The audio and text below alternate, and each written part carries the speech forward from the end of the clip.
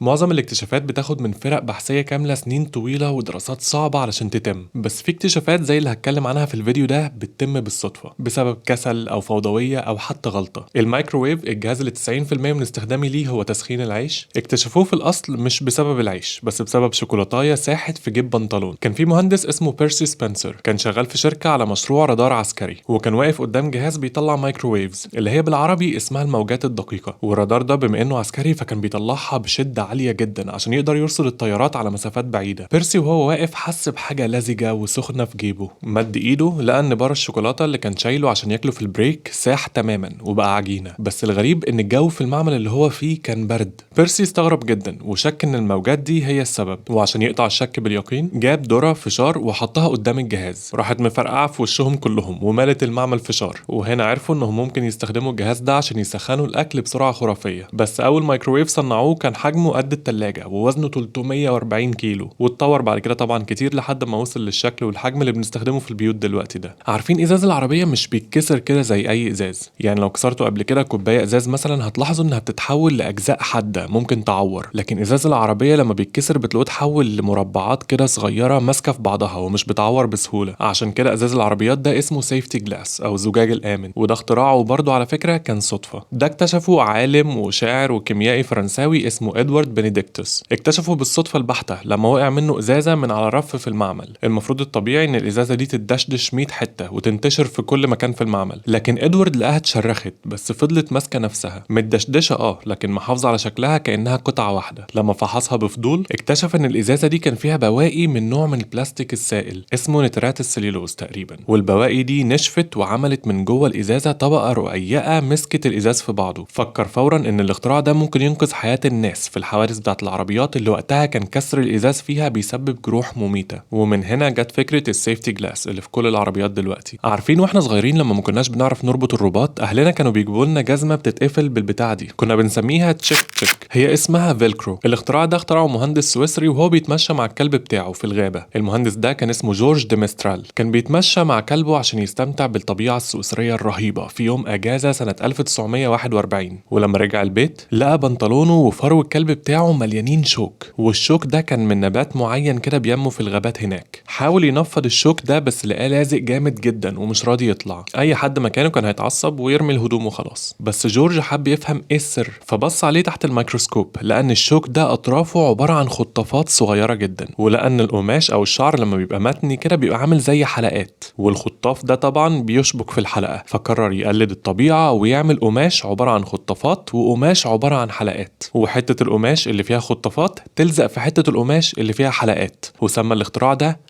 فيلكرو. واحنا في مصر سميناه تشك تشك، اسمنا احلى صح؟ وفضل سنين بيحاول يقنع الناس يستخدموه لحد ما ناسا بنفسها استخدمته في بدلة رواد الفضاء لانها فعلا اسهل من السوسته ومن الرباط، وبقى اختراع عالمي ومهم جدا. التeflon المادة السحرية اللي بتخلي البيض ما يلزقش في الطاسة، اللي هي تسمى على اسمها ماركة الطاسات الشهيرة تيفال، اكتشفوها وهما بيدوروا على حاجة تانية خالص. العالم روي بلانكت كان شغال في شركة كيميائية وكانوا بيحاولوا يدوروا على غاز زي الفريون كده للثلاجات والتكييفات ويكون غير سام وآمن تماما. وصل لتركيبة غاز وخزنها في اسطوانات حديد صغيرة وجمدها، ولما جه يفتح الاسطوانات دي عشان يستخدم الغاز لقى الغاز اختفى تماما ومفيش اي حاجة بتطلع من الاسطوانة. بس الغريب انه لقى الاسطوانة لسه تقيلة زي ما هي، يعني مفيش حاجة نقصت او طارت منها. روي شك ان في حاجة غلط فنشر الاسطوانة نصين بالمنشار، لقى جواها بودرة بيضة ناعمة جدا وملمسها زي الشمع. ولما اختبر البودرة دي لقاها اغرب مادة شافها، لا بتتفاعل مع نار ولا كهرباء ولا احماض ومفيش اي حاجة في الدنيا بتلزق فيها. المادة دي كانت التeflon. ولما جت لهم فكرة انهم يستخدموها في الحلل والطاسات بقى خدوا وقت طويل عشان يعرفوا ازاي اصلا يلزقوها في الحلل دي، اصل هي اصلا ما بيلزقش فيها حاجة. عارفين البنسلين المضاد الحيوي اللي انقذ حياة الملايين وحرفيا غير مفاهيم كتير جدا في الطب والصيدلة، وممكن يكون غير التاريخ نفسه. اكتشافه كان صدفة، وده بسبب ان العالم الكسندر فليمنج كان راجل فوضوي ومش منظم في شغله. فليمنج كان بيعمل تجارب على بكتيريا اسمها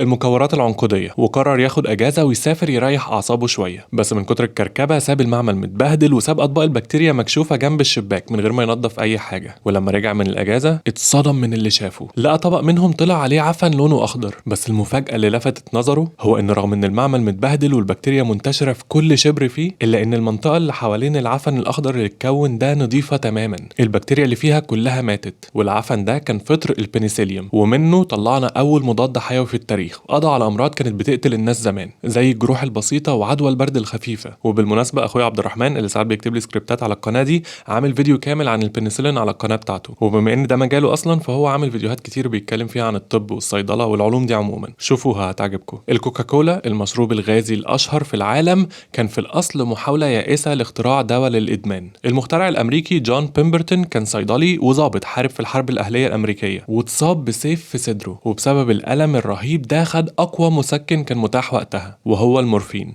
خده بكمية كبيرة خلته للأسف يدمنه، وده خلاه طول عمره بيدور على بديل آمن للمورفين ده يعالجه من الإدمان عشان حياته كانت بتتدمر. فعمل خلطة فيها نبات الكوكا ونوع مكسرات اسمه الكولا وكحول، وسماه نبيت الكوكا الفرنسي، وبقى بيبيعها للصيدليات. بس لما الحكومة في ولايته منعت الكحول في الفترة اللي أمريكا كانت بتحاول تمنع فيها المشروبات الكحولية، اضطر يشيله ويحط مكانه مية بسكر وصودا، وابتدى يسوق له كمشروب منعش للأعصاب. والنتيجة إن الناس حبته جدا بس كمشروب ساقع منعش، حاجة ساقعة، ونسيوا موضوع الدواء ده خالص، وبقت كوكاكولا اللي احنا عارفينها دلوقتي. بس قبل الانتشار الرهيب لكوكاكولا ده للأسف كان جون بيمبرتون مات وهو مفلس ومدمن برضه قبل ما يشوف اختراعه بيغزو العالم. ودلوقتي برضه لازم اقول ان بقى في بدايل ليه مصرية وعربية تحفة. زمان عشان الناس تولع نار كانت شغلانة كبيرة، بيجيبوا بتاعة كده يخبطوا بيها حديدة فتطلع شرارة قدام قش او اي حاجة بتولع فتطلع نار، لحد ما جه الاختراع اللي سهل كل ده وهو اعواد الكبريت. بس تخيلوا ان الكبريت السهل ده اللي بنستخدمه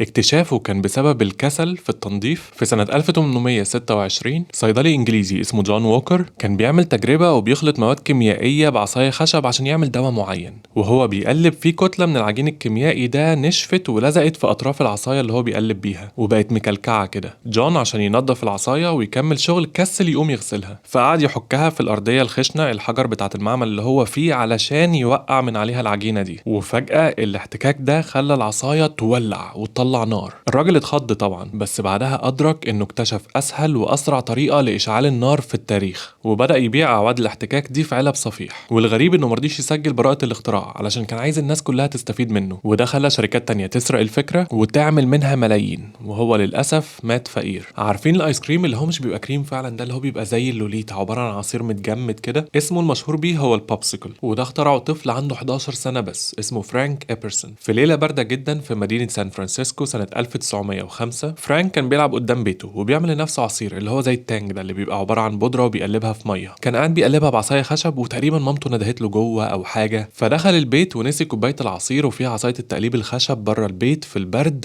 ونام. وتاني يوم الصبح لما خرج لقى العصير اتجمد ومسك في العصاية الخشب وبقى بوبسيكل. دقها وعجبته جدا، بس عادي زي أي طفل نسي الموضوع. وعدى سنين ولما كبر وبقى عايز يعمل فلوس افتكر الاختراع ده، بدأ يعمله ويبيعه في ملاهي للأطفال، وسماه في الأول أبسيكل، دمج بين اسمه إبرسون وبين كلمة آيسيكل. لكن ولاده ما كانش عاجبهم الاسم وكانوا بيقولوا عليه بوبسيكل، بوبس سيكل يعني مصاصة بابا، ومن هنا الشركة خدت الاسم وبقى بوبسيكل. وباع حقوق الاختراع دي بعد كده وبقى مليونير بسبب كوباية العصير اللي نسيها في البرد وهو عنده 11 سنة. الاكس راي او الاشعة السينية اللي هي الصورة او الاشعة الزرقاء دي اللي بتبين شكل العظم وبنعملها لما حد دراعه يتكسر، اكتشفها العالم الالماني فيلهلم رونتجن، وما كانش فاهم ساعتها اي حاجة من اللي بيحصل. كان بيعمل تجارب على انابيب اشعة معينة كده في معمل ضلمة كحل، ولاحظ ان في شاشة بعيدة عنه قوي في المعمل بتنور بضوء فسفوري لوحدها كده كل ما يشغل الجهاز، وده رغم انه مغطي الجهاز بورق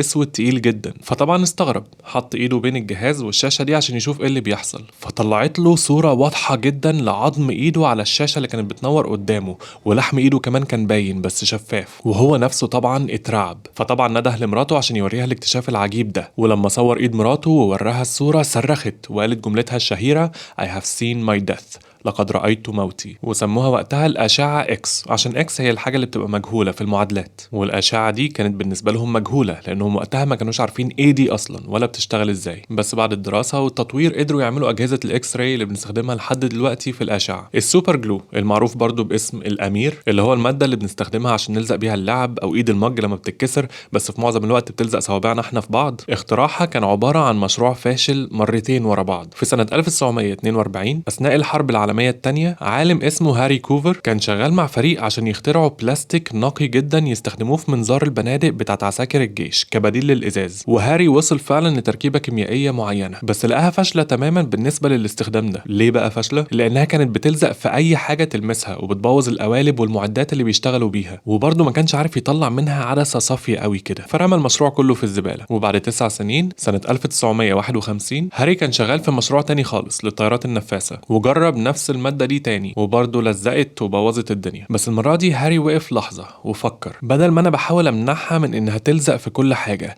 ليه ما استخدمهاش في إني ألزق بيها كل حاجة؟ واكتشف إن المادة دي مش محتاجة حرارة ولا ضغط عشان تلزق، هي بتلزق بمجرد ملامسة الرطوبة اللي في الجو، وبتلزق شبه كل أنواع المواد في بعض. ومن هنا اتحول البلاستيك الفاشل اللي هو اكتشفه ده لأقوى صمغ في العالم، صمغ سوبر جلو. قولوا لي ايه اكتر صدفة في الصدف دي استغربتوا منها، وايه فيهم كنتوا عارفينه قبل كده؟ ولو لسه بتتفرجوا، شكرا جدا عشان بتتفرجوا للآخر.